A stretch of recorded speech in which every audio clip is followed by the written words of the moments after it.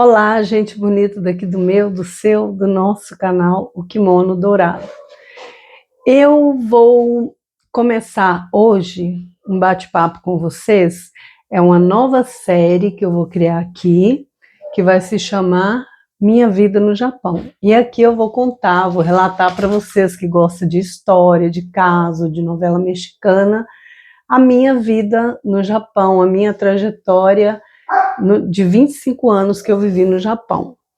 E embora esse canal eu falo de tanatologia, para quem me acompanha sabe que a tanatologia ela fala de vida, ela te ensina a viver melhor. E nada melhor do que vivendo melhor, a gente bater um papo, a gente contar uns causos, né? Porque mineiro gosta de causos, e eu tô aqui em Minas, então eu vou começar nesse primeiro vídeo da série contando para vocês como foi que eu conheci o meu marido japonês.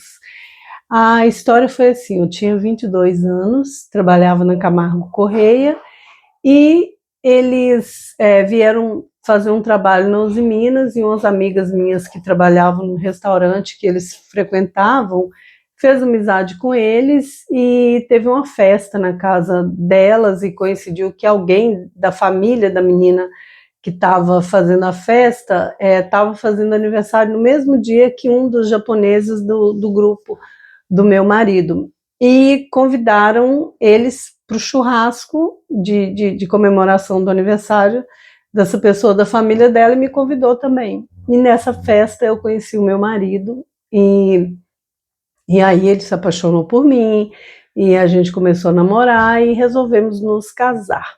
Até aí tudo bem, tudo muito lindo, aparentemente um conto de fadas, porque ele era aquele lorde, aquele cara que sabe tratar uma mulher, mandar flores, dar joia de presente, aquelas coisas todas que a gente que é mulher gosta. Só que aí nós marcamos o casamento, né? E no dia do casamento, ou no dia do casamento não, na semana do casamento, ele trouxe os pais dele para a festa do casamento. E aí eu fui toda feliz, né, no aeroporto, né, eu tinha um casal de amigos que tinham uma van, uma Topic, e eles se ofereceram para ir comigo buscá-los no aeroporto da minha cidade, para levar até o hotel.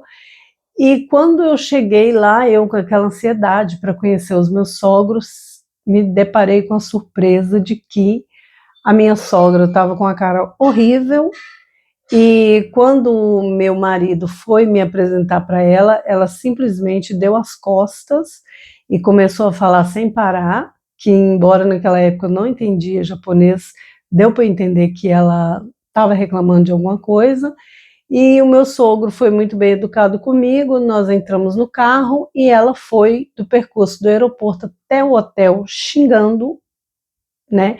Eu sabia que ela estava xingando pelo tom de voz, pelo modo de gesticular e como ela xingava, como ela gritava. E quando chegou no hotel, ela desceu assim para lá e já foi em direção ao quarto, sabe, mesmo antes dele ir lá fazer o check-in e tal, e ele falou assim, não, deixa ela aqui, ela tá cansada, porque a viagem do Brasil para o Japão, ela é muito cansativa, e ela tá muito cansada, ela já é idosa, estava com 73 anos na época, e ela tá estressada, e então, depois ela se acalma, e quando ela estiver calma, a gente marca o encontro, e a gente conversa e tal.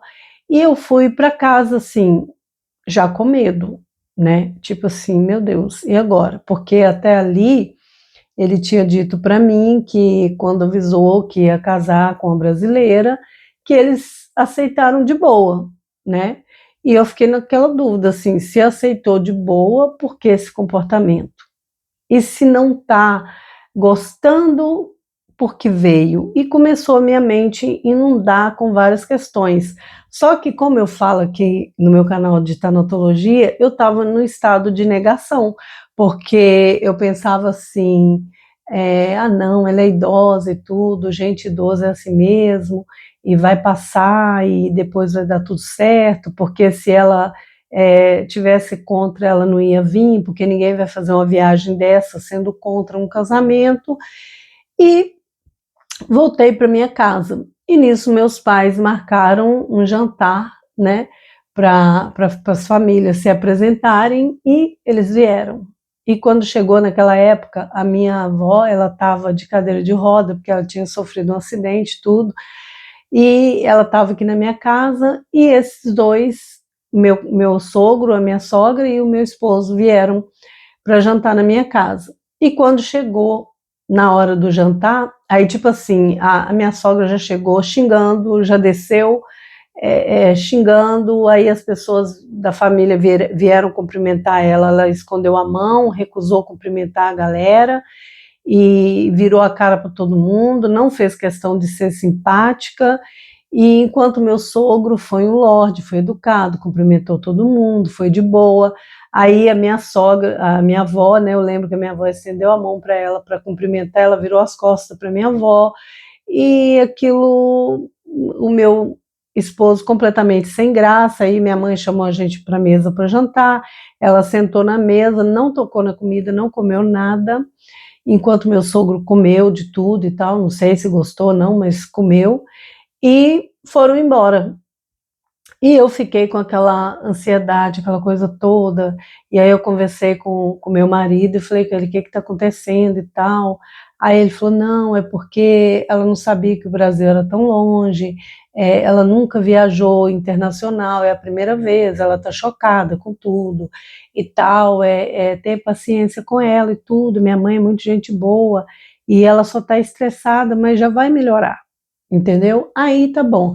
E naquela época, eu não sei como tá a moda no Brasil hoje, mas naquela época era moda, assim, as noivas se bronzearem, fazerem bronzeamento artificial para ficar gatíssima, né, para noite de núpcias, e a pele bronzeada combina muito com vestido branco, e eu andei fazendo umas sessões de bronzeamento artificial, então estava bem assim, mulatinha, né? Desculpa o termo, não sei se o termo está errado, mas né, que eu moro tanto tempo fora do Brasil, então eu não sei o termo correto, mas minha pele estava bem bronzeada, bem escura. E aí, o que acontece? Chegou o dia do casamento. Quando eu cheguei no casamento, eu levei um susto, porque a minha sogra estava vestida com uma roupa que era como se fosse assim, se ela tivesse na cozinha da casa dela lavando louça, e alguém falou assim, fulano, vamos no casamento da Marta? E ela saiu daquele jeito e foi. Completamente não arrumada, cabelo de qualquer jeito, entendeu? Completamente impróprio para a sogra do casamento do filho mais velho. E aí, eu assustei, assim, com aquele descaso dela e tudo, mas pensei assim, vai que ela é uma pessoa desleixada, né? E aí teve a cerimônia do casamento e tudo, ao mesmo tempo que eu estava muito feliz, que eu estava casando com um homem que eu amava demais, e amo a memória dele até hoje, porque, né, para quem não sabe, eu já vou falar agora no começo, ele faleceu em 2017, quando nós tínhamos 17 anos de casado. E esse casamento pegou, e aconteceu a cerimônia e tudo, aí quando foi na hora do buffet, tinha aquela mesa para a família, assim, tinha as mesas dos convidados e tinha uma mesa maior, que era para mim, meu esposo, os padrinhos do casamento, e os pais dele, meus pais. E aí, um dos padrinhos que ele escolheu, que era um japonês casado com uma brasileira, que falava japonês, essa brasileira estava servindo de intérprete na época, e eu não entendia nada de japonês. Quando sentamos na mesa, ela falou para mim assim, disfarça, mas você não tem noção da encrenca que você está entrando. Aí eu falei com ela assim, por quê? Ela falou assim, eu sei que você está indo morar no Japão, mas se eu fosse você, se você não tiver como mudar de ideia e convencer ele a já ficar aqui, quando chegar lá, faça o possível para voltar, porque a sua vida não vai ser fácil. Porque o pouco que eu conversei com ela está morrendo de ódio de você, e ela falou que não gostou de você porque você é preta, que ela viu você na foto, que nas fotos você era mais clara, porque assim, a minha cor sem estar bronzeada é essa aqui que vocês estão vendo. Mas talvez o vídeo está me deixando mais clara, porque eu sou um pouquinho mais morena do que o vídeo está mostrando. Mas assim, eu não sou tão bronzeada igual eu estava para o casamento. Então ela viu fotos onde eu tô mais ou menos com essa cor que eu tô aqui. Então ela falou, não gostei, entendeu? Não quero uma mulher preta para o meu filho e, não tô feliz e não tô apoiando esse casamento e tal. E aí aquilo eu já entrei em pânico ali mesmo. Aí tá, beleza. Chegou o dia de ir para o Japão, né? Eu casei no dia 28 de dezembro, dezembro não, desculpa, eu casei no dia 29 de abril e cheguei no Japão dia 5 de maio. Aí a viagem foi o seguinte, ele colocou os pais dele bem distante da gente, na época era o Jumbo da JAL, que era um avião enorme, que ele tinha 2 andares, então ele escolheu a passagem assim, de modo que eu fiquei no andar de baixo com ele e eles ficaram no andar de baixo e eu e ele fomos para o andar de cima para não ir junto na viagem, para não ter estresse. Ele não falou nada disso para mim, hoje eu sei que mas na época ele só falou que não conseguiu colocar todo mundo junto. Então a gente não fez o voo junto no mesmo espaço.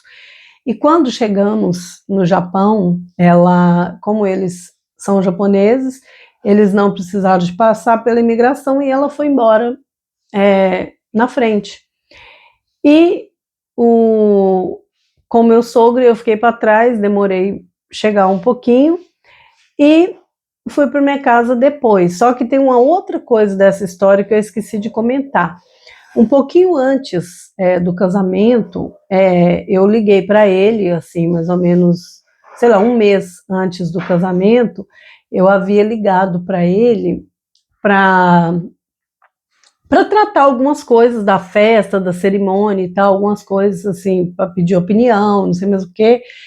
E eu não estava conseguindo falar com ele. Naquela época não tinha celular, que nem hoje, né? Não tinha essa facilidade de comunicação que tinha. E eu não estava conseguindo comunicar com ele. E eu fiquei assim, ai meu Deus, será que o cara desistiu, que ele deu a pipa, né? Deu linha na pipa. E fiquei ali preocupada, porque a gente se falava toda semana e tal.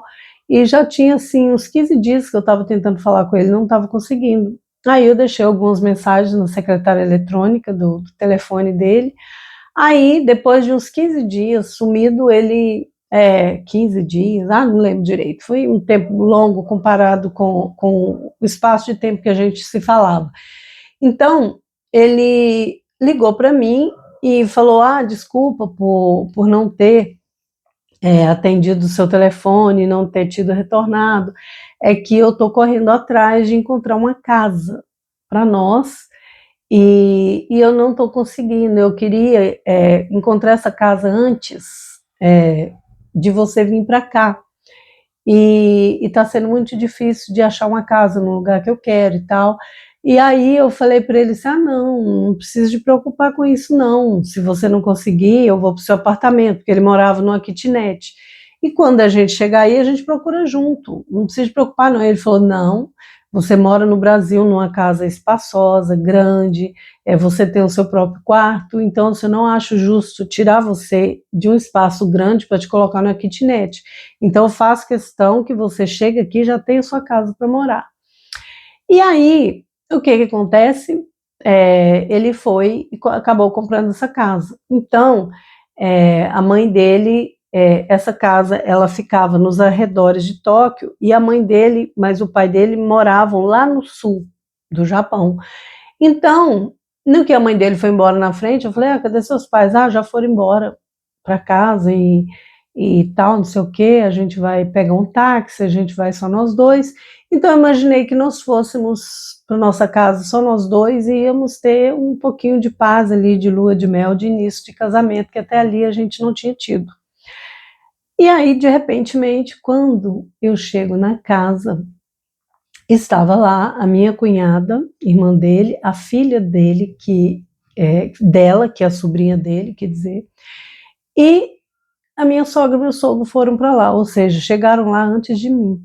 Então, assim, a irmã dele estava lá, que era meio que, tipo assim, preparando a casa, para eu chegar lá e encontrar a casa arrumadinha, comida pronta, aquela coisa toda, e a sogra foi para lá. E quando o táxi parou, que o taxista desceu as minhas malas, que ela viu o barulho do carro chegando, ela já saiu de dentro da casa chutando as minhas malas e xingando. E eu levei um susto, falei, gente, o que está acontecendo? Entendeu? E, e bateu aquele sentimento de pânico em mim e eu já fiquei assim, meu Deus, o que está acontecendo? E aí, você está curioso para saber mais? Então, assiste o próximo vídeo. No vídeo seguinte eu continuo, que é para não ficar longo. E eu espero você. E se você gostou desse assunto, compartilhe com alguém que gosta de conversa, que gosta de história, que gosta de um caos. E dá um like, deixa um comentário, que você vai me ajudar muito. E no próximo vídeo eu continuo essa conversa. Beijo e até a próxima.